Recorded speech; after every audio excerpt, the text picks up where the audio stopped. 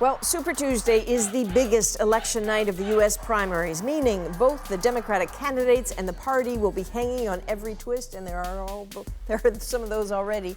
14 states and one territory are up for grabs. That amounts to roughly a third of the total number of delegates being allocated in just one night. Delegates who will go on to choose the nominee at the convention in July. Also casting their ballot, Democrats abroad, including those living in Canada.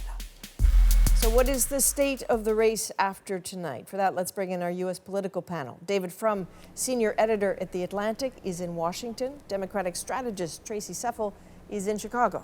Presidential historian Tim Naftali is in Austin. And Cheryl Laird, assistant professor at Bowdoin College, is in Brunswick, Maine tonight. So if we can, everybody, let's start with the big trends. David, let's begin with you and then go to Cheryl. What is the story of this evening for you, David? Joe Biden has vaulted back into first place. He had been the front runner through 2019, had a terrible tumble for the first part of 2020. Now he's back.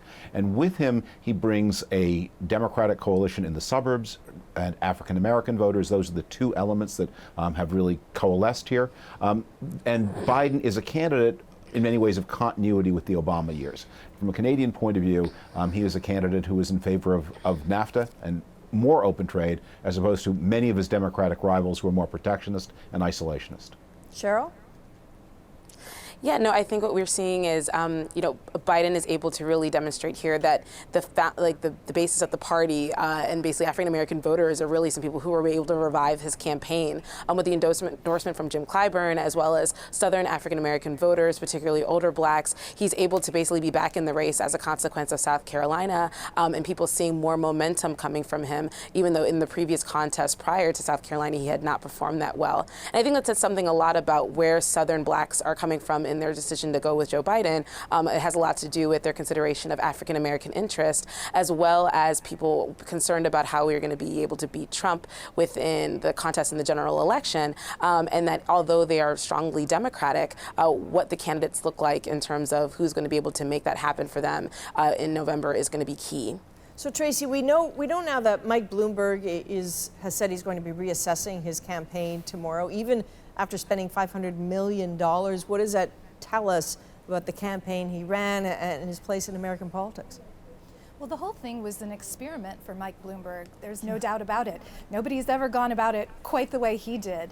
But he's also made clear that if he himself doesn't have a path forward, his money is still there, and his money would be made available to the nominee. Now, Bernie Sanders has already said no thank you to that money, but I know that the track record Mike Bloomberg has of committing money to key issues is where he'd likely go. Issues like fighting gun violence or combating climate change. This is where you could see Mike Bloomberg's money becoming incredibly useful on the issues that voters care about, if not the nominee, him or herself. So, Tim, we heard Cheryl talk there about the endorsements. We know in the last 48 hours, Pete Buttigieg, Amy Klobuchar endorsed Biden, creating this Joe-mentum, they're calling it. Is that just window dressing, or does it actually matter when a failed candidate does that? Well, the most dramatic evidence that it mattered is the fact that it looks like Vice President Biden will win Klobuchar's state of Minnesota, which would have been inconceivable a few days ago. His ability to compete and maybe win in Texas is a product of his getting the same day Buttigieg vote and the Klobuchar vote. He is outperforming all of the states where he was before because of these endorsements. What has happened is that a large chunk of the Democratic coalition, David mentioned it, has shifted towards Biden because they think he can beat Trump. That's exactly what's happened. Klobuchar and Buttigieg made a case for Biden being the best opponent to Donald Trump. And that is what's giving Biden the edge in many states today. David, in terms of a primary season, have you ever really seen a 72 hours like the last 72 hours? Well, there have been amazing comebacks. Bill Clinton's before, but this may be the steepest. But in a way, we shouldn't be so surprised by it. Bernie Sanders went to Democrats with this proposition.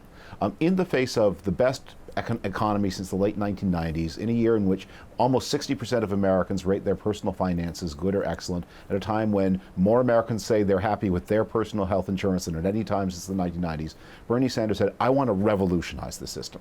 And people said, that sounds risky. He said, well, don't worry, because although I will lose you votes in the suburbs, the people who delivered us the victory of 2018, I'm going to get this giant new turnout of young people and first-time voters. And this primary was a test. Did that work?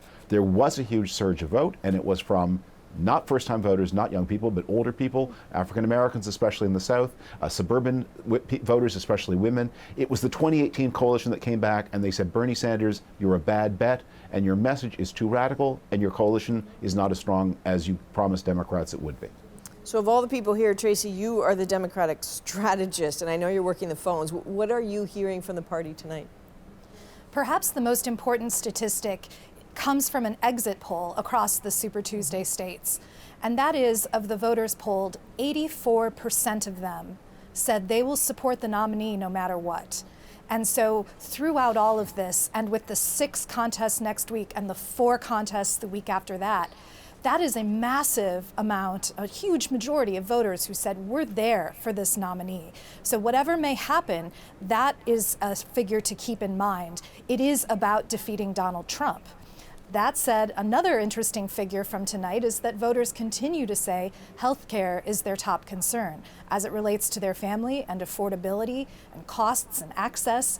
And so that conversation will continue, as David was alluding to. So the consistent, the notion that people will stick with the nominee is hugely important, and that healthcare matters is also key. At the end of the day, Democrats want Trump out and a much better person in.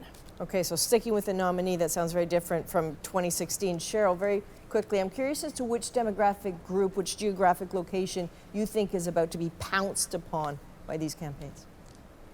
Yeah, I think basically where they're probably going to be aiming some of their attention is going to be to Latino voters and seeing how their support is going to shift, or are they going to stay? Nevada was a signal that seems to say that Latino voters were very much behind Sanders. We're seeing some of that support showing also in Texas. I think the East Coast will also play a role as well, and also looking at African American voters outside of the southern region, right? So where do we see them being situated, and especially the younger demographic of African American voters being individuals that were with Sanders. If Biden is seen as for the party to be the strongest person, they would need to work on those voters and getting them on board with Biden.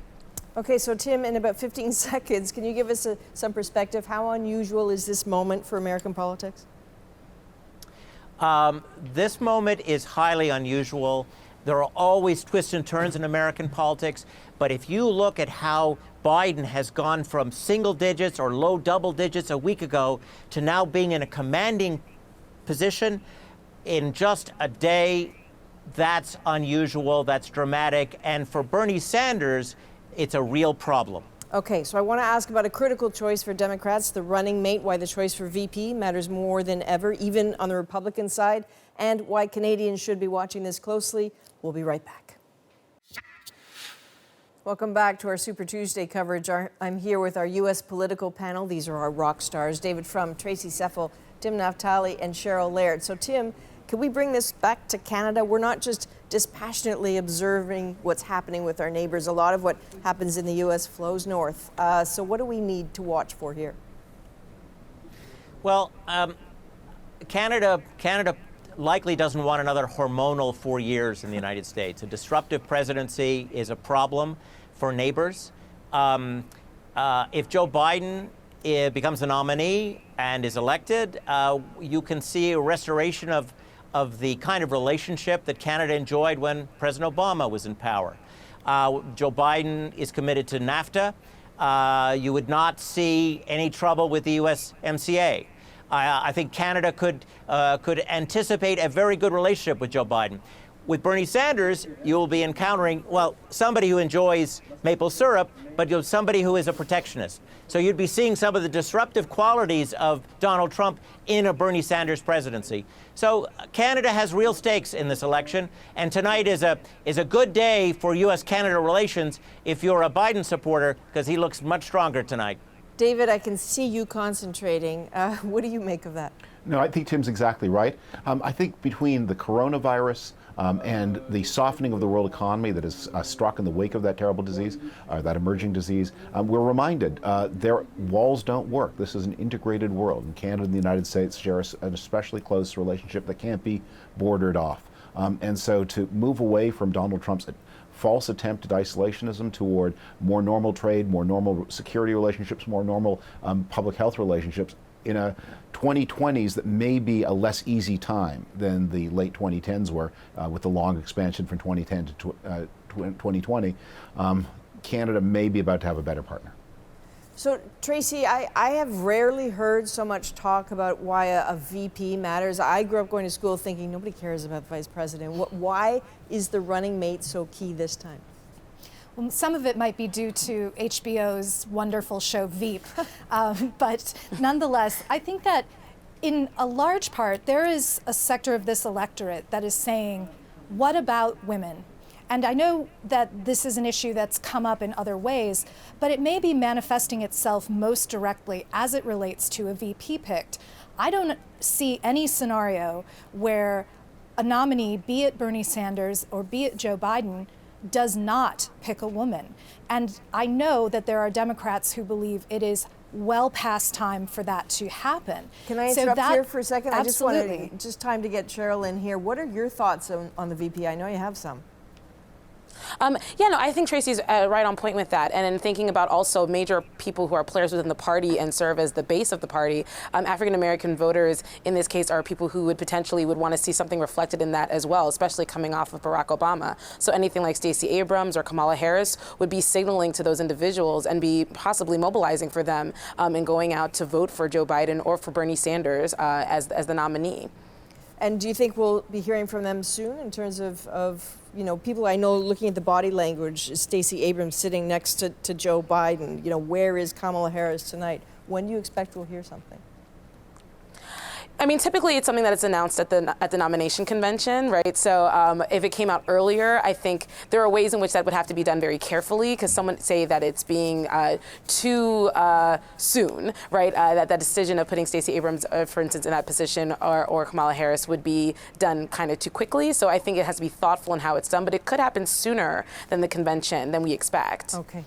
All right, Adrian, everyone, let thanks. me make a final point. You know what? on I'm that. so sorry. We got to go. I could talk all night about this, but we do have to go. Endorsements are going to matter, and surrogates too. So we'll see women out there for Biden. Okay. Thanks, everyone.